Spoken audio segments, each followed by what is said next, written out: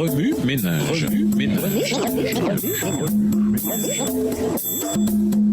Bienvenue dans votre émission Remue ménage. Nous voilà mercredi 9 novembre, au cœur de l'angoisse. Nous vous invitons à lire les chapitres 8 et 11 du livre de Job. C'est depuis la première bouchée dans le fruit défendu que la souffrance se manifeste dans le monde. Parfois, le péché entraîne un châtiment. Considérez le déluge, Sodome et Gomorrhe, ceux qui se rebellèrent contre Moïse. Genèse 6 et versets 6 à 8, Genèse 18 et Nombre 16. Bien que la souffrance ne soit pas toujours un châtiment, l'idée que de mauvaises choses arrivent à de mauvaises personnes prévalait chez les amis de Job. Ils savaient que Dieu est juste. Par conséquent, lorsqu'ils virent Job souffrir, ils assumèrent qu'il avait été puni. Job 8, les versets 5 et 6 et Job 11, les versets 13 à 20. Même aujourd'hui, nous tendons à penser que de mauvaises choses ne devraient pas arriver à de bonnes personnes. Mais elles arrivent. Comment donc gérons-nous la souffrance ?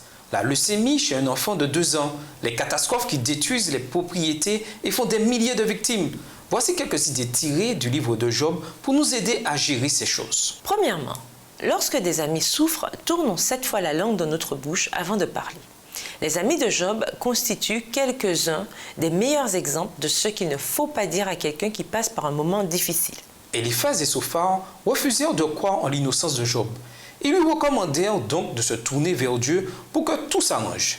Et comme si ce n'était pas assez, ils ajoutèrent que ses enfants avaient eu ce qu'ils méritaient et que lui-même se moquait de Dieu. Job 8, versets 4 à 7, Job 11, versets 1 à 20.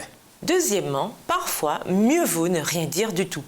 Les amis de Job prononcèrent des paroles blessantes. S'ils avaient pris à cœur ce que Sophar disait sur les mystères de Dieu, ils lui auraient épargné bien des souffrances. Ils auraient dû comprendre que certaines voies de Dieu leur échappaient. Troisièmement, souvenons-nous qu'il existe un plan plus grand encore. Job ne savait pas ce qui se passait au ciel. Il ne savait pas que ce test servait un plus grand dessein. Lorsque nous, ou des gens que nous aimons, passons par des moments difficiles, il est utile de se souvenir que Dieu prend soin de nous et que si nous souffrons, ce doit être pour une bonne raison. Remue ménage.